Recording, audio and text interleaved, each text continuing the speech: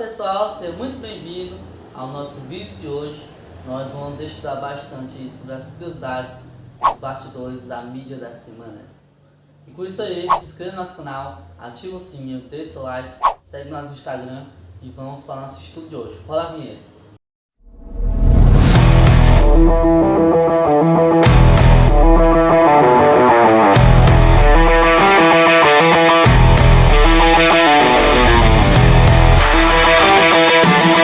Terça-feira, dia 15 de outubro, metade da semana que nós já chegamos, dia do nosso make-off, dia de falarmos sobre algumas curiosidades sobre os bastidores da história.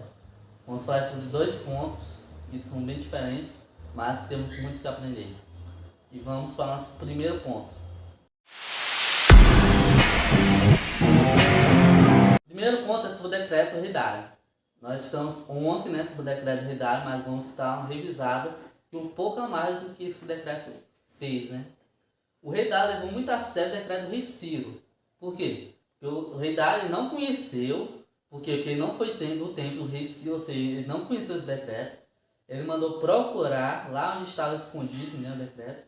Ele achou e com a proteção divina, com o auxílio divino, com a intervenção sem ser humana, o rei Dário propôs um novo decreto que retirava os samaritanos para um lado e colocava os judeus para a reconstrução do templo, para que o povo pudesse animar. E não só isso, ele pediu oração pelo bem-estar do rei e dos seus filhos. Ou seja, esse rei Dário, com certeza, ele acreditou no nosso Deus, ele confiou no nosso Deus. Por quê? Porque ele pediu oração por ele e pelos seus filhos, e por meio dessa reconstrução do templo, E agora vamos para o nosso segundo, dentro desse ponto, que é sobre o castigo. Qual foi o castigo que o rei Dário propôs para que quem descumprisse esse decreto? Porque é um decreto, Decreto não pode ser interrompido. E tem que interromper, se fizesse alguma coisa errada nesse decreto, teria uma punição muito terrível. Geralmente, nesses casos, é o enforcamento. A enforcação, Só que não foi isso, foi uma coisa muito mais pior de quem alterasse o decreto. Sabe o que era? É a impalação. A impalação é muito pior, era muito pior do que se enforcar. Era muito mais cruel. Era uma forma mais cruel de execução. E havia duas maneiras de impalação, Em cada uma delas, uma estaca, uma ponta afiada era ficar na terra, a vítima nua era então empalada, a estaca penetrava seu corpo a partir de suas nádegas para cima ou através de seu peito. Ou seja, era totalmente terrível. Quem colocasse esse decreto ali, quisesse fazer alguma coisa sem ser certo desse decreto, teria uma punição muito terrível. E com certeza os samaritanos entenderam do que é mexer com o povo de Deus. Povo samaritano que era conhecido, que nós conhecemos pela arte de desafiar mandatos reais, entenderam o recado. Eles entenderam bastante o recado. E com isso vamos aí para o nosso segundo ponto.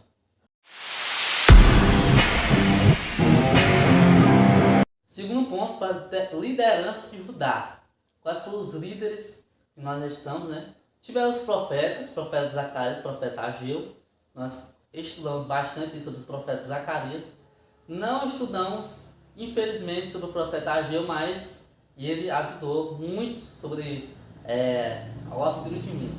Também teve o sumo sacerdote Josué, que estava ali ajudando na liderança religiosa da nação, para que o povo se humilhasse perante Deus e voltasse para os caminhos. Mas também teve Zorobabel, que nós vamos estudar aí.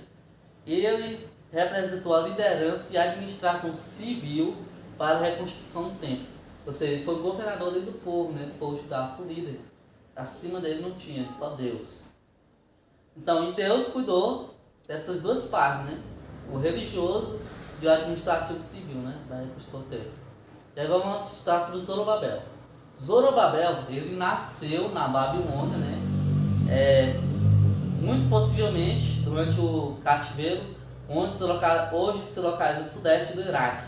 Ou seja, nasceu lá. Ele nunca tinha visto Jerusalém, ele não nasceu nesse templo de Jerusalém, Antes da Babilônia vir derrotar, ele já nasceu na Babilônia, você era uma pessoa nova ainda. E nunca tinha visto. E ele foi escolhido para liderar esse povo. O nome Zorobabel, ele significa simplesmente semente de Babilônia ou nascido em Babilônia. Ou seja, um nome tenebroso, né? Um nome muito feio, assim, procurar o significar, né? Porque ele nasceu na Babilônia. Babilônia é um lugar de pagão, que nós já estudamos aqui, né? Na nossa lição da Escola Sabatina do trimestre passado, né? E carregava esse nome. Vem de Babel, né? Babel, Babilônia. É da Babilônia. Então, mas Deus tinha um plano muito especial para ele. Deus usou muitas das visões de Zacarias para confortar o coração de Zorobabel. Zorobabel, por quê? Porque Zorobabel era uma pessoa designada para Deus para que ele tomasse a mão para que o povo reconstruísse o templo e que para o povo se animasse para a reconstrução desse templo de Jerusalém. Para que o povo tenha fé e esperança de dias melhores e dias muito bonitos com o templo em suas mãos. Com o templo de Jerusalém, que é o lugar de Deus. E com isso aí vamos com a nossa oração de hoje. Senhor, agradeço mais esse conteúdo. Obrigado, Senhor, sempre usar pessoas como usou Zacarias, Ageu, Josué, Zorobabel para o auxílio divino. E também aprendemos hoje sobre de quem desafia o Senhor sempre vai ter um problema muito gigantesco. Peço a Jesus. Amém.